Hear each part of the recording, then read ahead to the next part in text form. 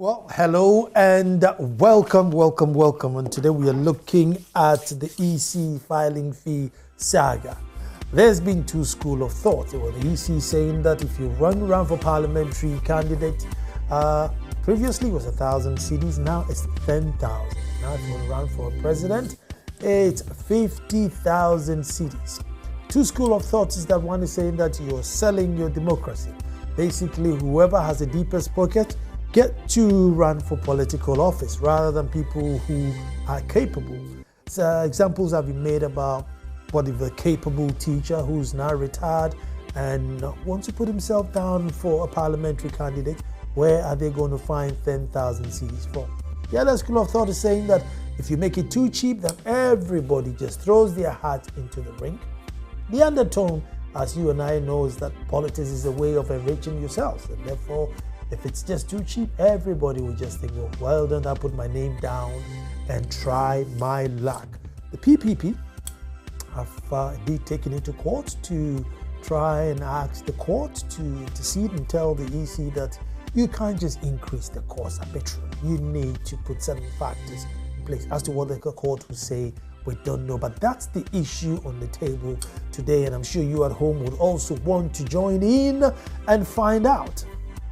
Are you of the school of thought that says, look, raise it up, elimination by rough tactics, or bring it down, let us sift through and find those who are capable? Well, my name is Nanansa Kwao the Fourth, Akwawun Edumasahene, and also your host. When I come back, I'll be talking to a gentleman from the PPP. I will introduce him, and I'll have some lawyers on the phone too, to educate us as to whether this fee should go through Parliament or the EC can do as they please. Don't move.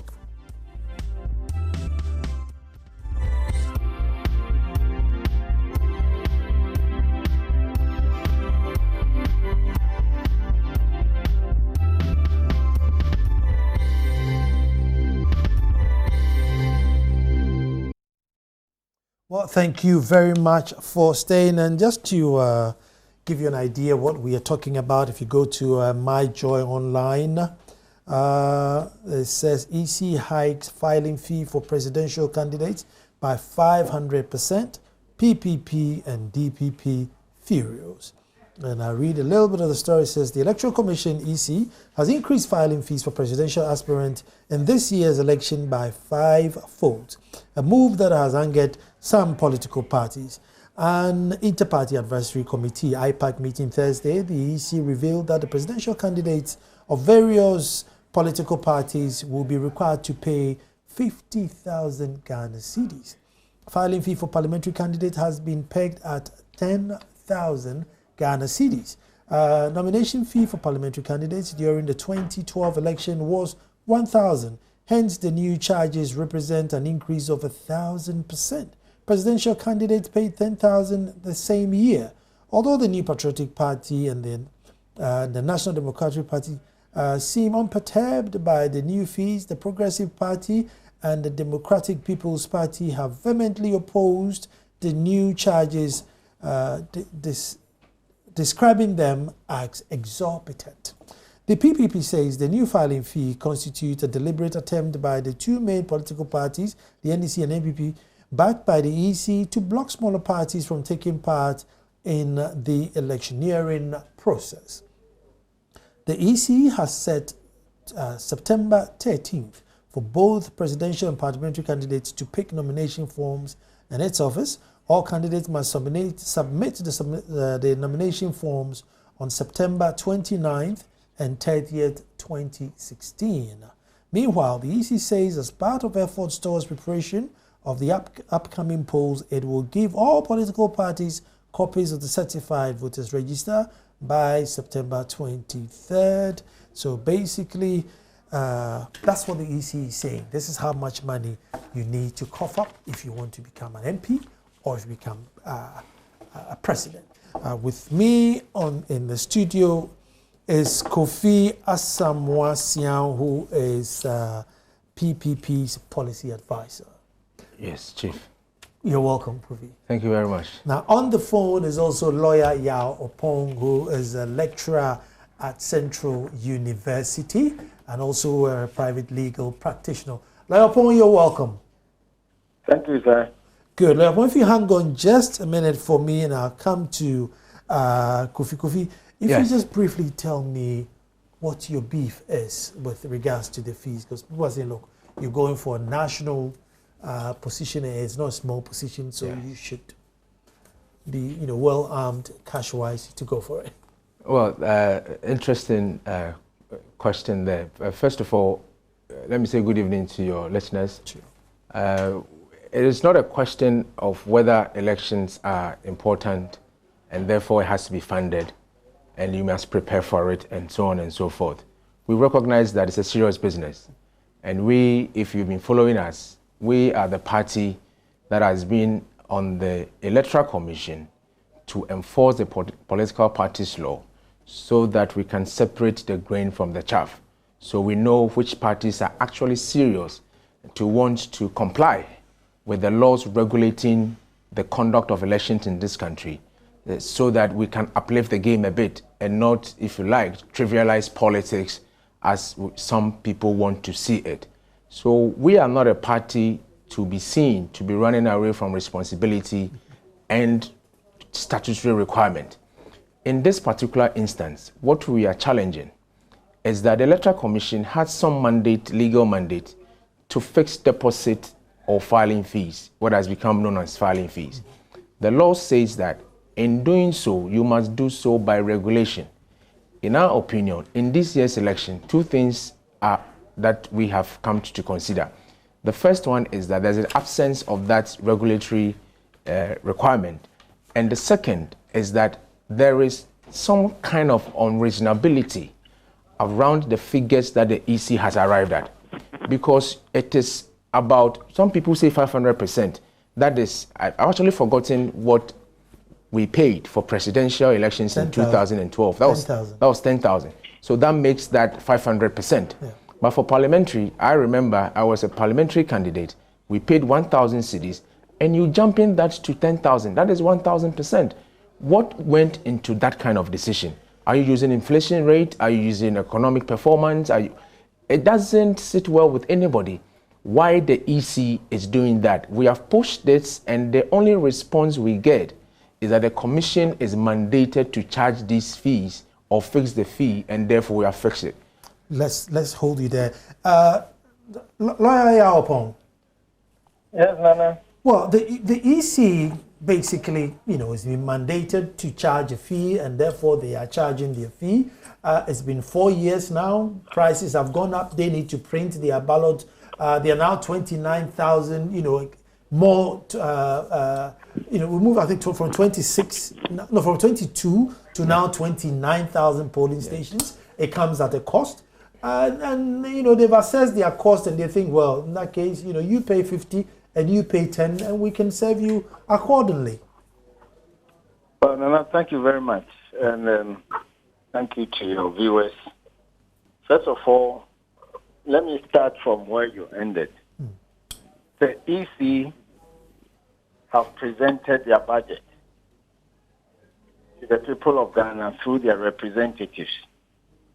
I believe they would have taken into account their administrative overheads, costs, and other incidental fees, and so on. And they presented certain amount to Parliament. Parliament, in their wisdom, said that amount was excessive, and they reduced it to an amount that Parliament reasonably thought that will be enough to enable them to conduct a free and fair election. And so it will be strange now to hear that the EC want extra money to enable them pay for administrative expenses and all that. Well, let me interject. Could it be that, I think they wanted about 1.2 billion, they got 800. So could it be they are trying to get the shortfall from somewhere else? And who else other than those? That would be an illegality. If they have the power to fix their own fees and collect as much as they want from the people of Ghana, they wouldn't have gone to Parliament. No, and this is why I say, sorry.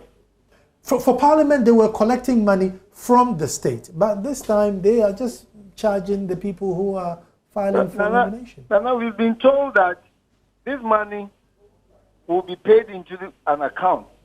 And if any of the people who will pay, especially the political party or any of the persons, don't get a certain percentage, the money will be paid into the consolidated fund. The consolidated fund is the, if you like, the repository of all state funds. And so the money that the EC are purporting to collect from us is a levy that will become state assets. And you cannot put any money into that kitty unless Parliament has approved of it. And I always give the example that in this country, and in my own belief, no institution, no individual is more independent than the judiciary.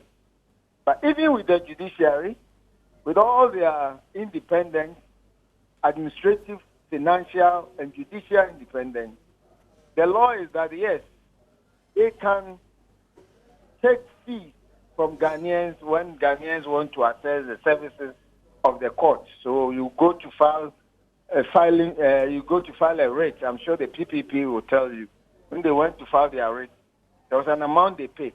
That amount, the judiciary cannot by itself lawfully charge. They had to go to Parliament with a constitutional instrument or any other appropriate instrument.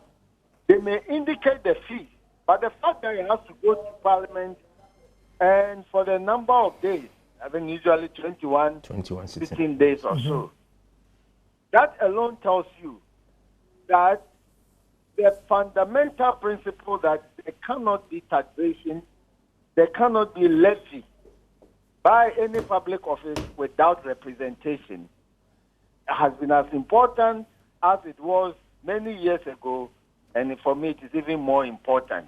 And so the EC, in my view, cannot levy even one cedi on anybody unless Parliament has specifically seen the amount and approve of it, albeit as a conduit.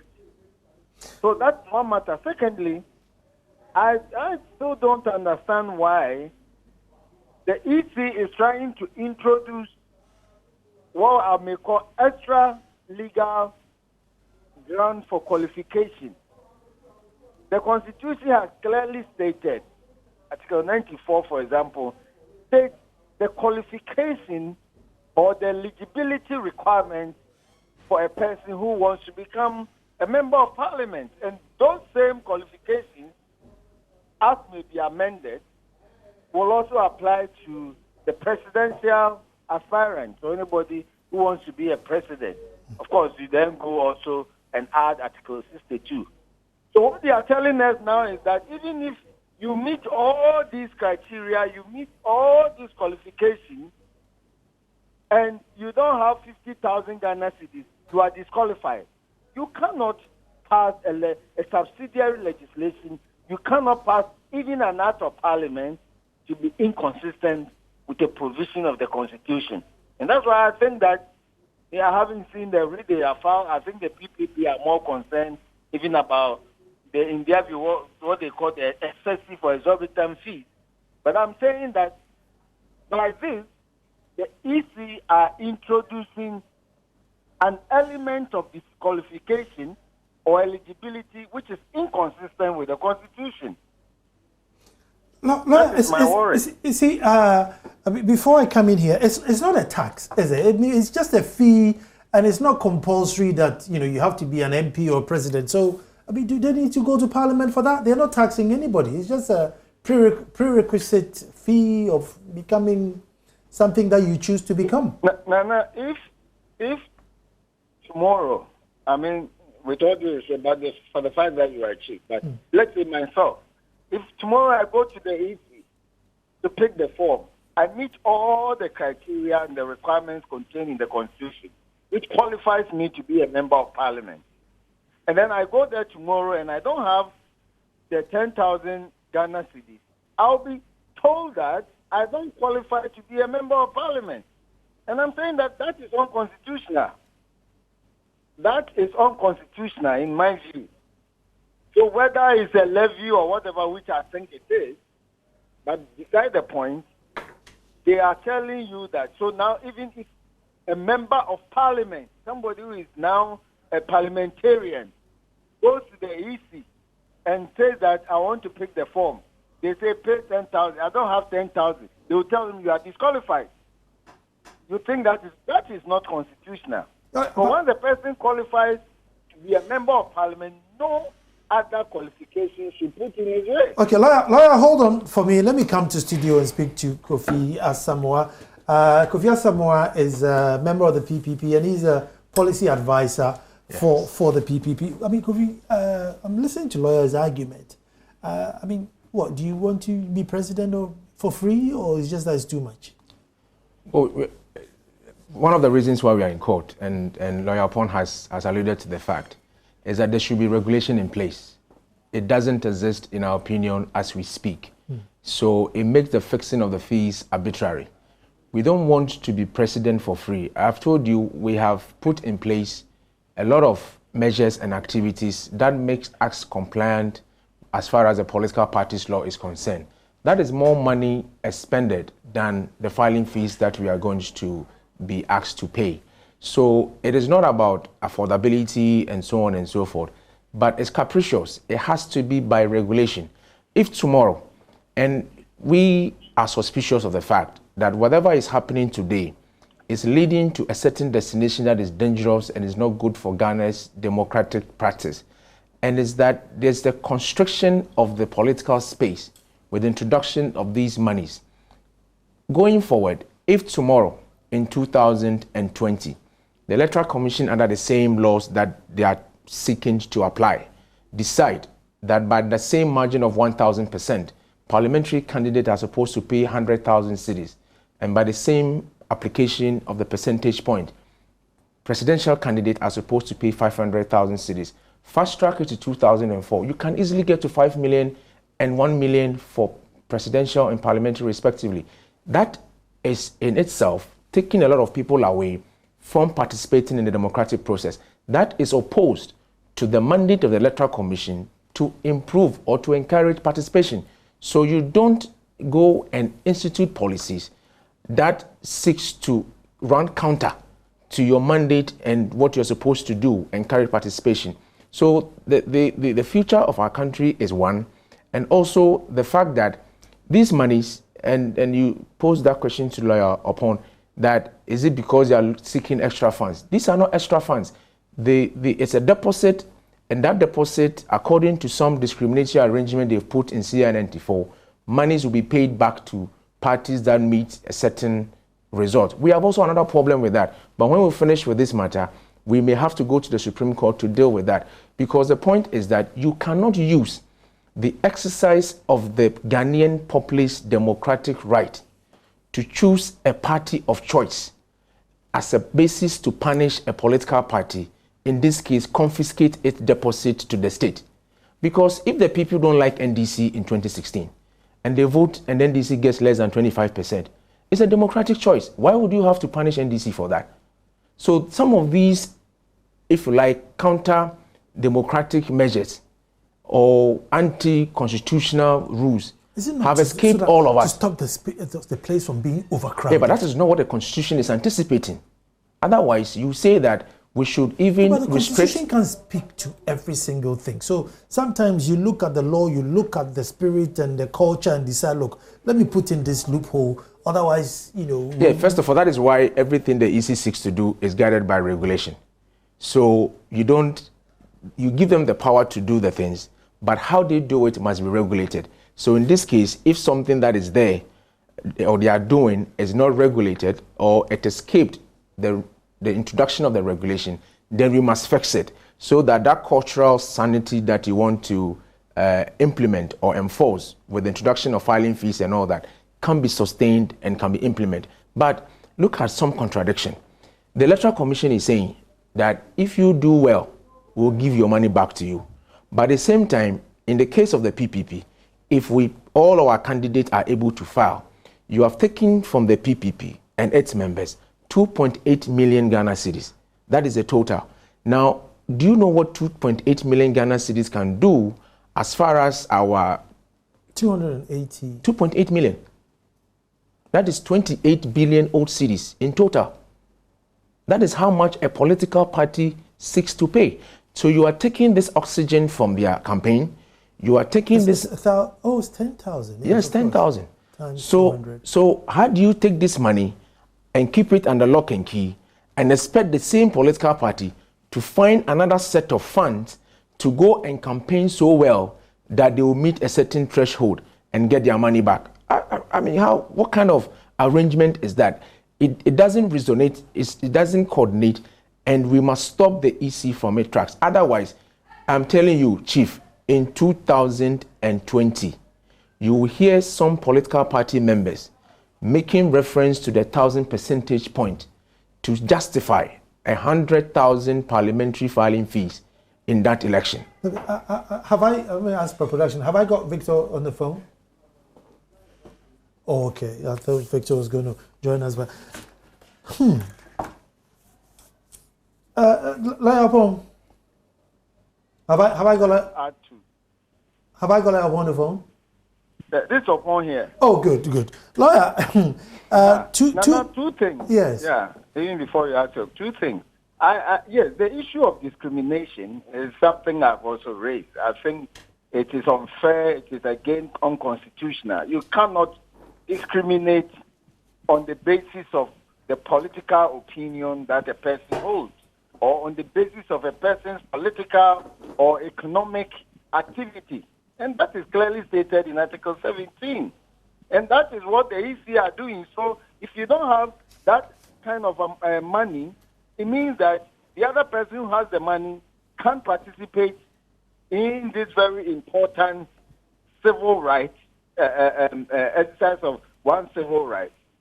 Again, when they take the money, and they are taking this money and keep it for about 2 months, when they are refunding, then they should pay interest on it.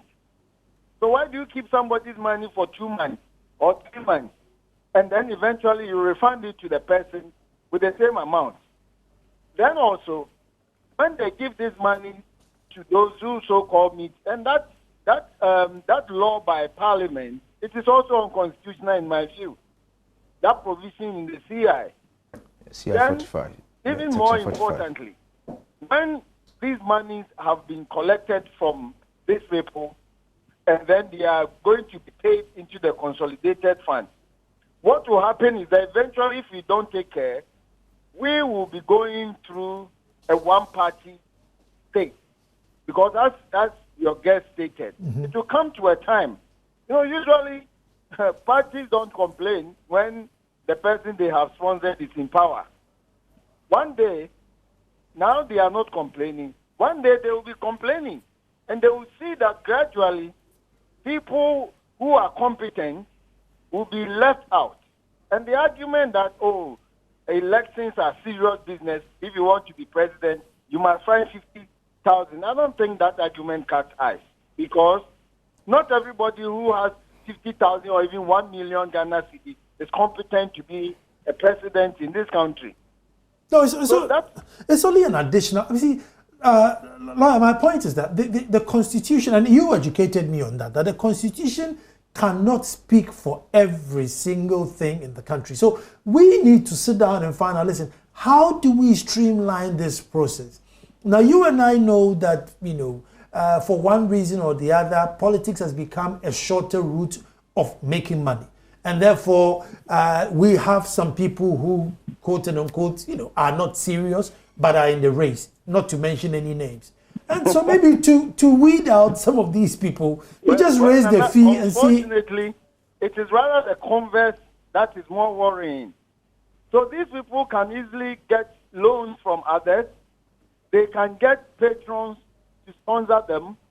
And when they win power, they become forever indebted and at the beck and call of these people who funded them. Is that not more dangerous than making it free for everybody who wants to participate and wouldn't have to be indebted to another person? Let me bring Kofi. Let me bring Kofi in here. Kofi, Okay. so what would be a fair price? Or what, just increase it by the inflation rate? Or I mean, what would be a fair increase? Well, yes, the inflation rate or even the policy rate by Bank of Ghana, because at least if you're looking at economic indicators and how things have improved or deteriorated, you can use these figures, and these are established state institutions who do that. But the issue is to understand the rationale behind the fixing of the fees. They are in this business to promote participation. So in fixing your fee, you should be mindful of that expectation of your office by the Constitution. So if you introduce a policy of fixing fees and it rather discourages participation, then you are not fulfilling your constitutional obligation. So we were expecting that 100% cap increment yardstick would have been acceptable. I mean, if you want to go to Parliament and they're asked to deposit 2,000 cedis and work hard and come for your money, you should be able to do it. The essence is the deposit to be able to participate. And like I said, if you make it too big, you want the person to perform, and you've taken that huge sum of money from him, and then you want him to go and look for other set of funds. You see, the EC is trying to, if that is their intention, of trying to clean up and only entertain serious people by going through the back door and avoiding what they should do by confronting the matter. If you want to know whether political parties are serious, and we have had our problems with institutions that introduce extra constitutional and legal criteria for giving or considering political parties and their members for some kind of opportunity or platform. So what the EC should do, or they should have done some 4 years ago after the election, was to find a way to enforce the political parties law. Madam Charlotte said, to be fair with her, started or attempted to enforce the political parties law. She gave a deadline and she didn't enforce. The deadline came to pass and nothing happened. So by their own conduct, they are encouraging this lack of seriousness on the part of some people who come and belittle the political engagement. So they can solve this same problem, not with the introduction of prohibitive filing fees, but they can solve that problem with the enforcement of the political parties law. Are you filing your audited accounts? Yes, the audited accounts. The fact that after every election, either general or by-election, you must submit that audited account in respect of that election to the Electoral Commission. And before the election, so for example, in this election, I think it's 4 weeks to the election, the parties are required to submit to the EC how much their campaign is going to cost and where the money is going to come from. That is why after the election... I know the PPP is very good at that. Yes, that is why after the election, you must file the returns. So there's an auditing trail that also must comply with the same political parties law that says that monies that you use to prosecute your campaign must come from Ghana. The Electoral Commission has decided not to do any or enforce any of its regulatory functions. They are they are enthusiastic about going to conduct election and declaring somebody as president-elect. Meanwhile, some of these candidates run on the ticket of political parties that are openly violating political parties law. We took on the NDC and the MPP, and these are big parties Ghanaians love. But this is what they do. If they can't enforce the political party or comply with it, what is the guarantee that when they win power, they will implement the constitutional provisions? And all of them, and recently the president went to the UN Assembly and was talking about what President Obama told us, that we should build strong institutions. Why? If you build strong institutions, some of these infractions will not occur, your democracy will be solid. And we have an Electoral Commission who has refused to make sure that a bigger party like the NDC complies with simple political parties law provision. And all of us are watching. And now you want to solve that problem by going after, if you like, minority political parties and give the space to only 2 people. Or once you succeed in reducing the space to 2 people, you can also expect that at some point the space will be only capable for 1 political party. And that is a dangerous road we are treading. And I can tell you there are some people who are interested in that kind of conspiracy to make sure that it happens. But we should prevent it. Let me diverse a bit. I mean, I know now they have to declare the assets. Yes. I know PPP is already done. Now, I think you've ticked all the boxes. Are you falling short anywhere? Well, there's something happening that the EC has to be careful. You see, what is required, what Lawyer Opon said, are listed in the Constitution, the requirement. In the declaration that you swore by, you swore in front of a commissioner of oath or a high court judge or a judge, you are supposed to state that you have paid your taxes or you have made the necessary arrangement to get them paid, or you have filed your assets. Now, what the EC is saying is that you must demonstrate that you have, they are going to inspect.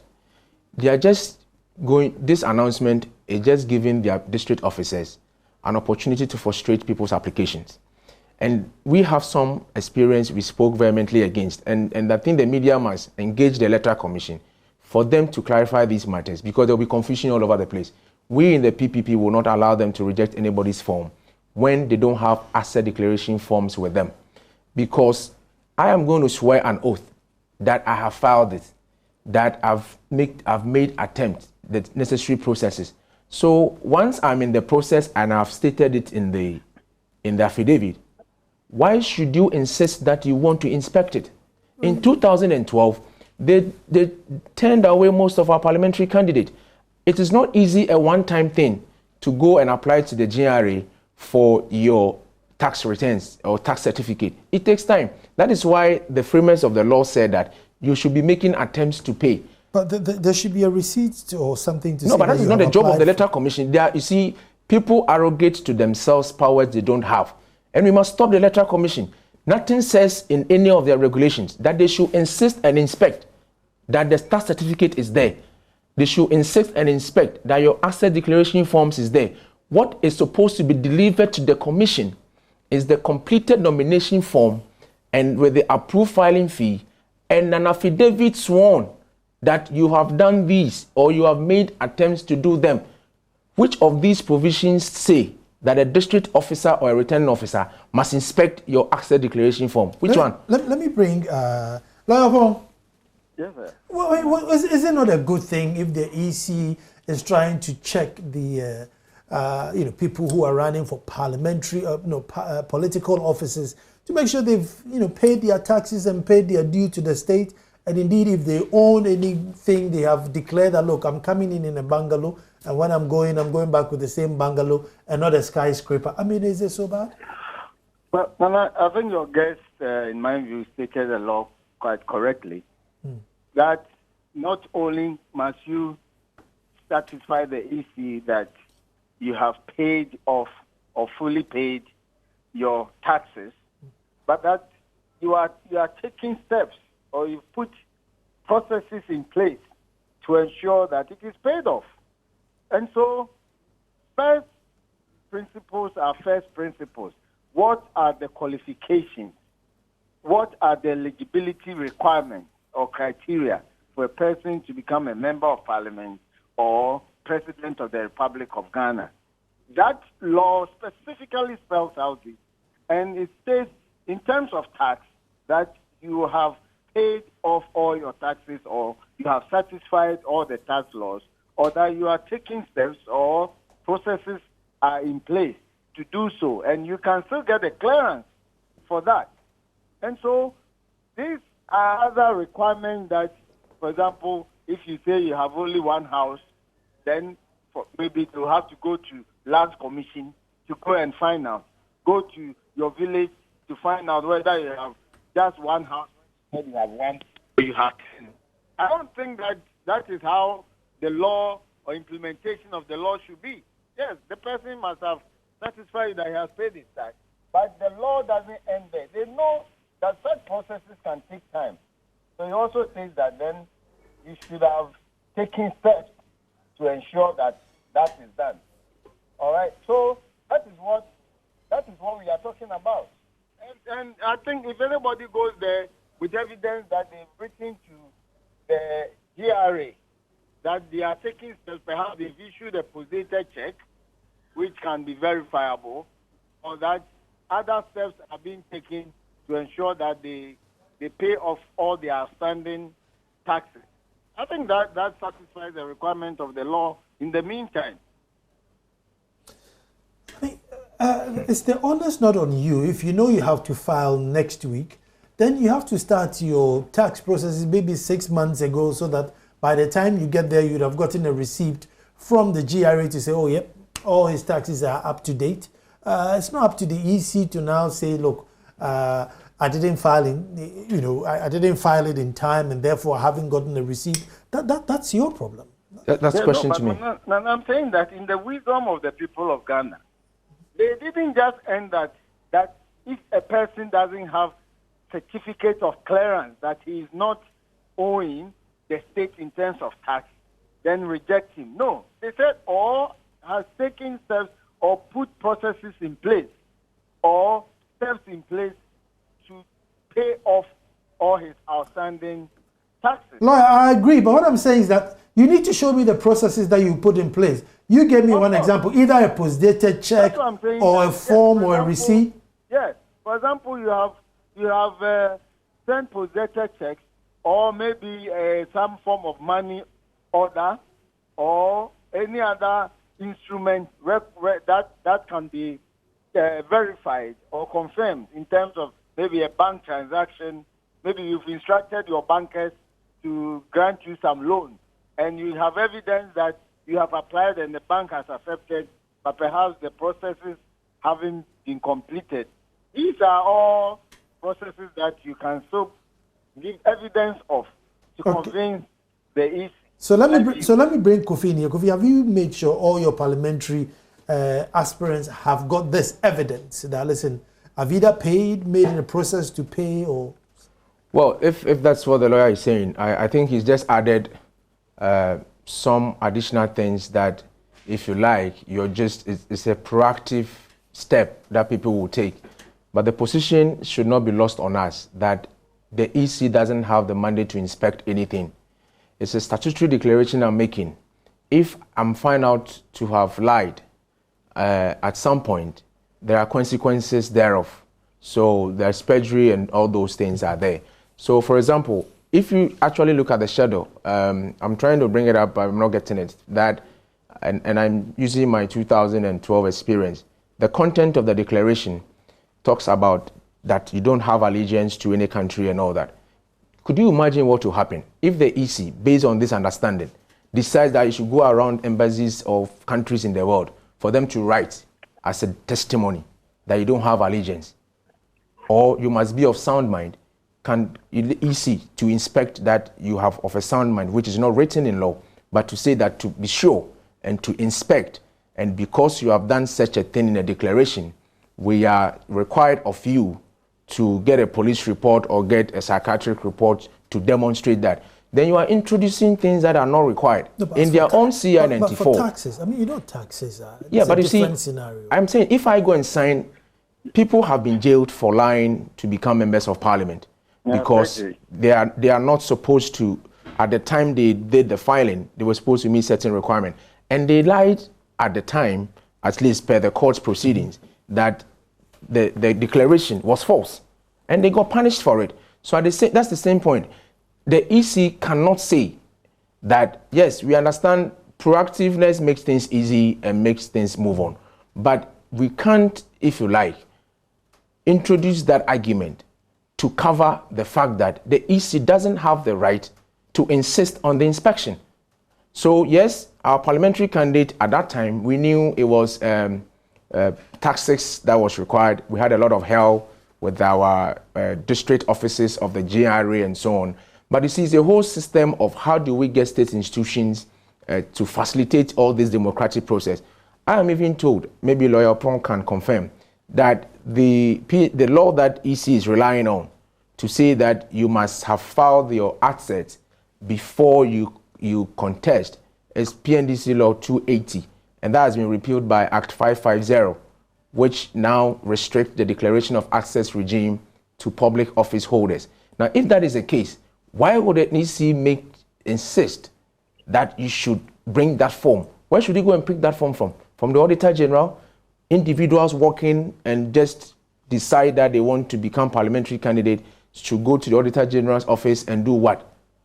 But you make a statement. The statement said you should have paid or you've made attempt to pay. For example, I get paid PAYE, right?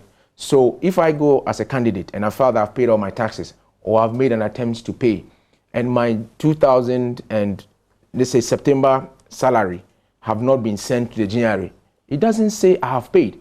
But because it's PAYE, I can commit to that declaration and say that anytime my employer takes my PAYE, they send it. So the measures I have put in place, it's that. When anybody challenges me in future, that is the defense I go to. It is not up to the EC to be throwing people's forms away because they want to inspect. On that note, let me take a quick... Why are they not inspecting birth certificates? Let me take a quick break and I'll come back. Lawyer, don't move, I'm coming straight back.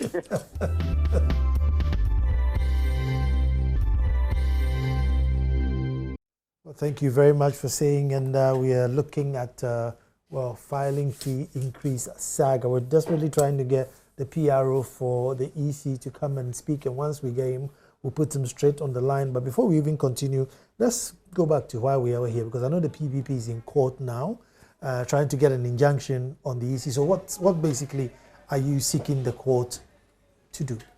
Well, first of all, a week ago, when this issue, the filing fees were announced, we immediately protested at the IPAC meeting. I was there. Madam Charlotte said promised and assured the committee that, well, they've heard the concerns of all the parties that spoke against it and that they will consider revising the fees. But if we don't hear anything, the fees will stand. So when we came back, we actually wrote a petition to the EC on our own PPP to, if you like, formalize our IPAC protest. 1 week elapsed, we didn't hear anything. So we said something else needs to be done. So we went to court, issued a writ of summons challenging the legal basis for the fees that had been fixed. In our view, we didn't see those regulations as far as Article 296 is concerned in giving the EC the regulatory requirement before they fixed that fee. Now, interestingly, they had 7 days or 8, as the lawyers will let us know, that they had to enter appearance. They have done that, and they did that yesterday, but I think the lawyer is Tadisori, if I've got his name right. And we realized that when you enter the appearance, there's maybe some time will have to elapse before hearing is fixed. But the action of the EC tomorrow is what we are challenging. And we have not gotten the opportunity to look at it, sit on the matter, hear it, and the court will uphold our position or dismiss the case, whichever they deem fit. So we thought it wise that we should prevent the Electoral Commission from taking monies as part of the nomination process until the final determination of the case. So we have done that today and served the lawyers of the EC. They have I understand they have been speaking to confirm that they have received the injunction application. In our view, the injunction application must restrain the Electoral Commission from undertaking the matter that is mentioned in the application. That is, don't take any deposit or filing fee in the process. In our view, they have two options. Either they postpone the whole nomination process because they may think that the nomination is complete when it comes to the filing fee, or they can go ahead and take the nomination and refuse to take the deposit. And when the court decide that we should pay, all of us will come back and pay. And when the court decide that we shouldn't pay, then they have not collected anything, and then we'll move on with the process smoothly. That is. Has any party joined the suit now? Well, we've had a lot of calls. I understand NDP is interested to file a joint application. They've contacted us, IPP, PNC, and there was actually a petition signed by 9 political parties against this application that is delivered to the Electoral Commission. So you have IPP, Yes People's Party, CPP, and all that. I think we are the first to have taken that formal action, and a lot of people are coming to join. So from tomorrow, I will not be surprised to see official joinder applications being made to the same court that we are supporting the application. Do you know why the big players are not talking? And I think it suits them. It's a competition, and if you are going into a race and you have a lot of competitors, and it's reduced to a lesser number, it means that you don't have to stretch too much to beat the others. They're already non-starters. They are not part of it. But the bigger picture is that, and maybe they're also comfortable with the fact that they will cross the lines that require them to get their monies back. And also possibly they have a lot of funds that they can put their hands in, and if they have to deposit 2.8 from their campaign, it will not affect them. Campaign fund, it will not affect them. But that also goes back to the point as to what makes them so comfortable. Where are they getting their monies from that they don't care to lock up 2.8 million, and even if they have a guarantee that they'll get it back? It will facilitate their campaign to some extent. But the thinking and the idea has been, in our view, a certain attempt to close and make the political space constricted. And if you are not careful, and some people want to do it, we will be creating a one-party state. So if today, either the NPP or the NDC thinks that they are okay with it, you never know when the tables will turn to know who now will succeed in pursuing the one-party state policy agenda, which will be run counter to the Constitution. And that is why we have said that we should use the Constitution and the political parties law in selecting people or political parties, giving them platform. If you go outside, it gives us the impression, and we have come to that considered opinion, that people are facilitating and doing the bidding of these two parties. And that is not auguring well for our democratic process, and we need to check it. Lawyer, have I got you? Yes, I'm here, Nana. Very good. Well, the PPP has filed an injunction, and within the law fraternity, hasn't the EC gone too far to just suddenly stop the process so they can go ahead and then when they get to court, explain to the court that, listen, we just had a day to go and we just can't stop since we've put all our plans in place, or so far as the issue is in court, they should stop taking money?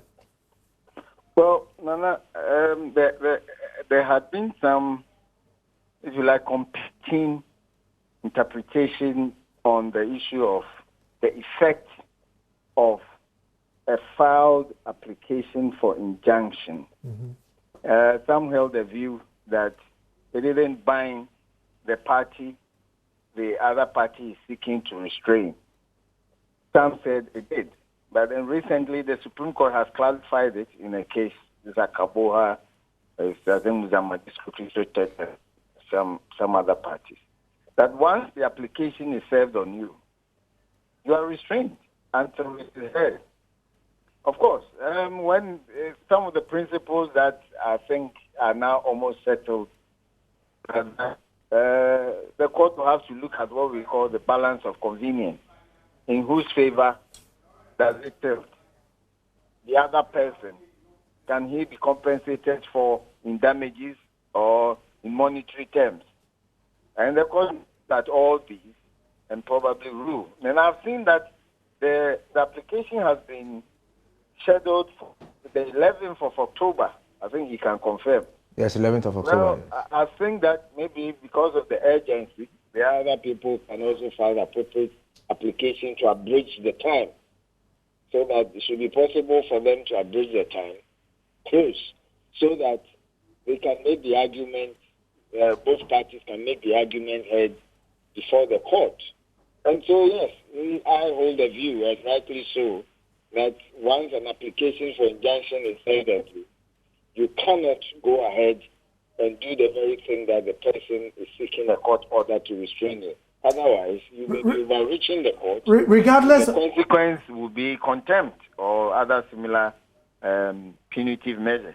Regardless of how far down you've gone in the process, because I mean, you know, they've gone quite far down in the process. The date is short. If eventually you lose, then the other party can ask the court, as the lawyers put it, to knock you in heavy costs, to charge you, to levy heavy costs against you for any liability they may have suffered for any loss or injury or damage they may have suffered as a result of that your application, which perhaps you knew or should have known that was stillborn or may not have seen the light of day in view of the law and the surrounding circumstances. I don't know whether those arguments can be made in respect to this application. Looking at this particular case, it's a matter of paying a fee, and if the court says no, they give you your fee back. I mean, unless you can say I went to borrow it from some, savings and loan at some high cost or something, there won't be too much of a damage. So the EC can carry on and until the court says yes or no. Looking at this specific case. Well, Nana, I'm saying that once there is evidence that, I should say there has been some confirmation that the EC has been served, I think they will run the risk of facing serious contempt or reprimand from the court if they go ahead. They can still collect the forms.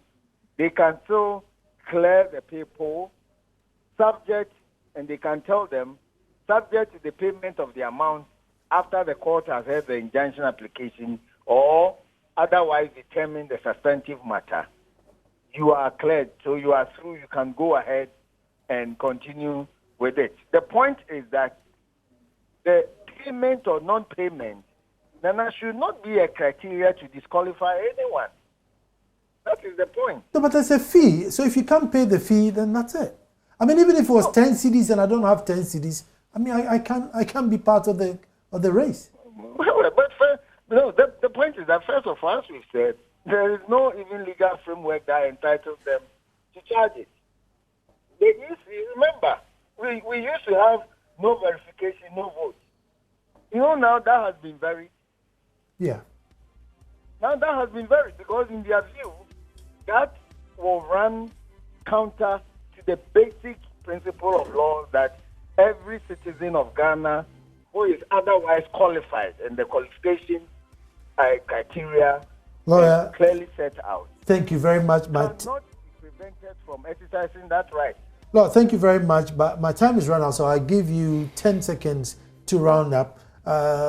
What are we looking? Yeah, first of all, we are complying with the procedures as we know it, and that is backed by law. We have encouraged all our parliamentary candidates to go to the Electoral Commission tomorrow and Friday to submit the completed forms, let them vet it without the money until the court determines the matter. And we expect some kind of communication from the Electoral Commission as far as this process is concerned, so that they clarify and there's no confusion at the district level, regional level, and there is smooth coordination to get this process done without any tension.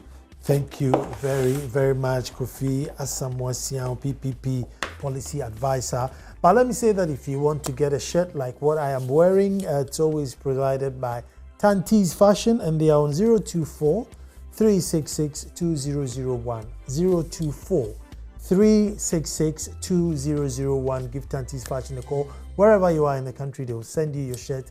Just say you want one, just like the Nana Sakwa was wearing, and they will give them your size and they'll get it to you. Kofi, thank you very much for coming. Thank you for the opportunity. At home, thank you for watching. Tomorrow we'll be back to do this all over again. Thank you.